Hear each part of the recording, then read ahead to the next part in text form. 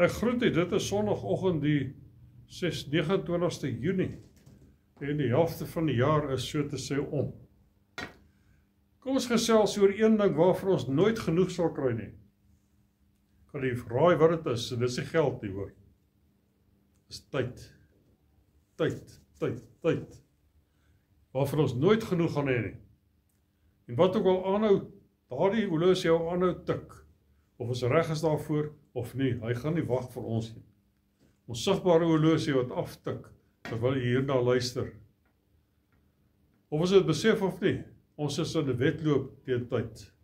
Dit tik af, nie net vir die einde van die individu se lewe nie, maar ook na die wegneem van die kerk vir die bruid van Jesus Christus. Iewers vorentoe gaan hierdie hoofstuk waar ons nou in is, afsluit. Die vraag is, wat doen ons met die tyd wat van ons gegee is? Wanneer jy deur die begrafplaas stap, sal jy opmerk dat daar op elke grafsteen 'n koppelteken is tussen die datum van geboorte en die datum van afsterwe.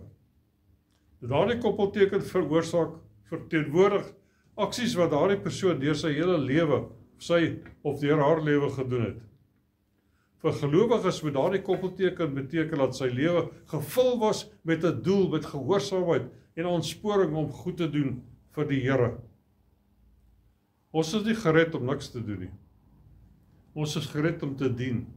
Ons is opgedra deur Matteus 28 vers 19, wat sê, gaan dan heen, maak disippels van al die nasies, doop hulle in die naam van die Vader en die Seun en die Heilige Gees, en leer hulle om alles te onthou wat ek julle beveel het. En kyk, ek is met julle al die dae tot aan die volëinding van die wêreld. Tyd loop uit. Wat ons doen met daardie koppelteken, sal die ewigheid vir ons leer. Johannes 9 vers 4. Ek moet die werke doen van hom wat my gestuur het, solank as dit dag is, die nag kom wanneer niemand kan werk nie. Jesus het die belangrikheid van sy sending na die aarde toe verstaan, en sy volgelinge, ons moet dit ook doen. Ek weet nie of jy sal voel as ek nie, dat die tyd al hoe vinniger aanstap. Daar word weke word maande, maande word jare. Hoofgebeure vlieg so vinnig verby, dat gister se krisis word gou vergeet. Tog ten spyte van al die aktiwiteite, is baie gelowiges geestelik aan die slaap. Apostel Paulus skryf in Romeine 13 vers 11, en dit te meer omdat ons die tydsomstandighede ken, dat die uur vir ons reeds daar is, om uit die slaap wakker te word, want die saligheid is nou nader by ons, as toe ons gelowig geword het. Tyd is nie hernieuwbare kommoditeit nie. Ons is nou nader aan Jesus se koms, as ooit tevore. As ons aandag gee in die wêreld om ons, politieke onstabiliteit, morele verval, ekonomiese onsekerheid, geestelike kompromieë, dan sien ons dat die tekens soos neonligte ons waarsku, en sê die tyd is naby. Dis tyd vir ons om op te tree. Ons weet nie wat die dag of die uur wanneer Jesus gaan kom nie, maar ons weet dat die tyd om die verlorenes te bereik, gaan verby.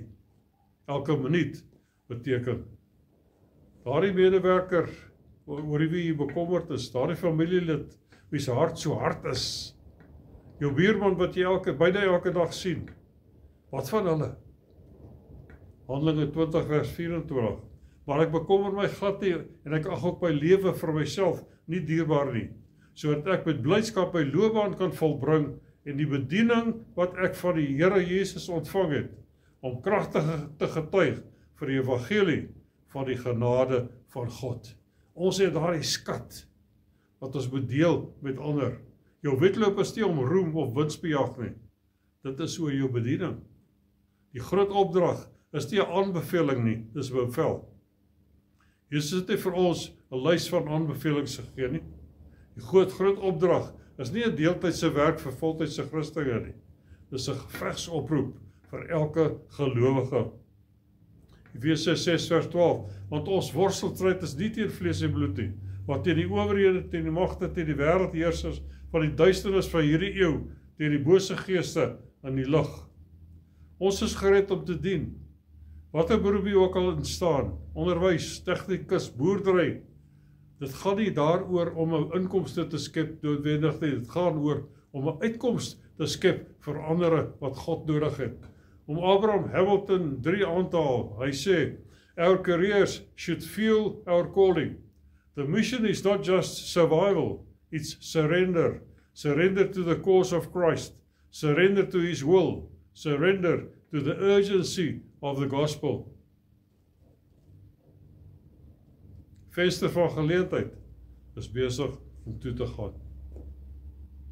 Mordegai sê vir Esther in Esther 4 vers 14, moes jy nie met die oog op 'n tyd soos hierdie tot die koninklike waardigheid geraak het nie? Toe ons tot geloof in Jesus gekom het, was ons ingebore in die koninkryk van God. Nie net vir 'n hoop op die ewige lewe nie, maar om te dien met die oog op 'n tyd soos hierdie. Siele moet gehaal word, siele moet gered word. God stel nie belang in die wegraping nie, hy stel belang in die siele wat aan sy koninkryk toegevoeg moet word. En dis waarom ons hier is. Soos Nehemia, terwyl hy die mure van Jerusalem gebou het, was sy troffel in een hand, sy swaard in die ander hand, hy was gefokus op die taak wat hy besig was om te doen. So moet ons ook doen. Om medegelowiges aan te moedig, gaan nie net oor komplimente nie, dit gaan oor om 'n gebed in te tree vir hulle. Voordat jy iemand oplig met jou woorde, lig hom op in gebed. Moet nooit kritiseer nie, bid vir ander. Die apostel Paulus het dikwels vir die vroeë kerk gevra om vir hom te bid, nie omdat hy God nie vertrou het nie, maar omdat hy die waarde van geestelike oorlogvoering verstaan het.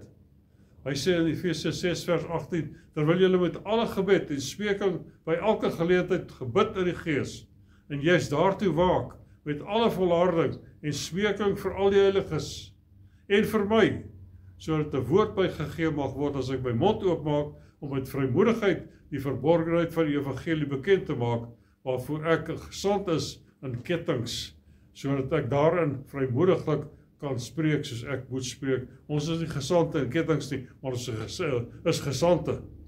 As jy iemand ken wat in die bediening staan, bid vir hom, ondersteun hom, help hom. God het gelowiges geroep as predikers, bidders en voorsieners. Engels sê vir ons preachers, prayers en providers. Nou wat een van daai 3 is joune? Ons is nie almal geroep vir dieselfde taak nie, maar ons is almal ingesluit in dieselfde span. Ons speel vir dieselfde span. Efesiërs 5 vers 15. Pas dan op dat julle nauwgezet wandel, nie as onwyse nie, maar as wyse, en koop die tyd uit, omdat die dae boos is. Om die tyd uit te koop beteken om meeste te maak van elke geleentheid. Moet nooit dit waarvoor God jou geroep het, aan iemand anders opdra nie. Dit vir iemand anders gooi nie. Die dae is boos en hulle word al korter. Hoe langer jy wag, hoe meer tyd verloor jy. Tyd loop uit en ons moet doelgerig werk. Ons wag nie vir die antichrist nie, ons wag vir die ware Christus. En totdat die basuin blaas, is ons geroep om verlorenes te waarsku.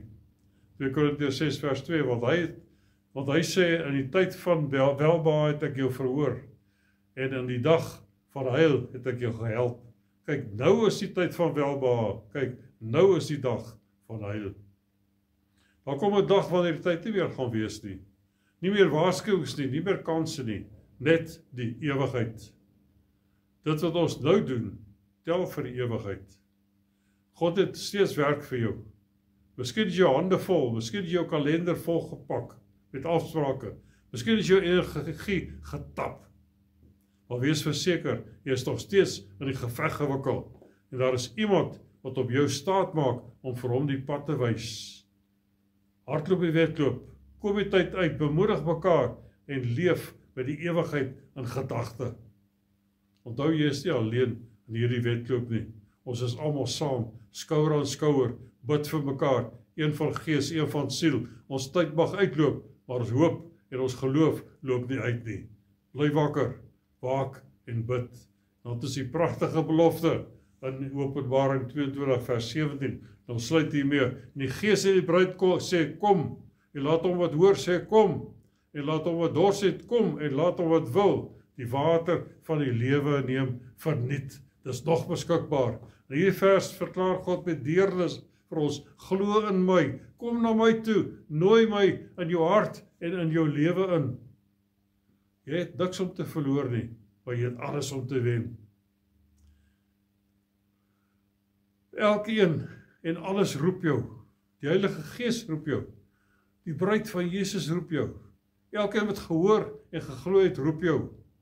Daar die heerlike stad waarin die bruid gaan woon, sê, wil jy nie my as jou ewige huis hê nie?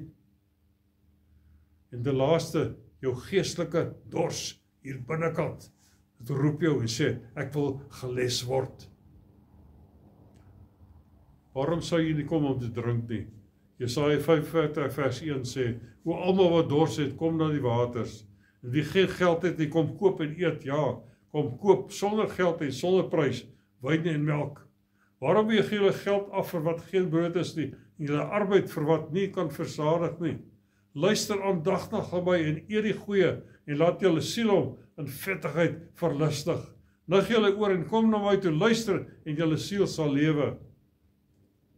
Kan ek het vir julle uit die Message lees? Jesaja 45 vers 1. Hy sê, hey there, all who are thirsty, come to the water. Are you penniless? Come anyway.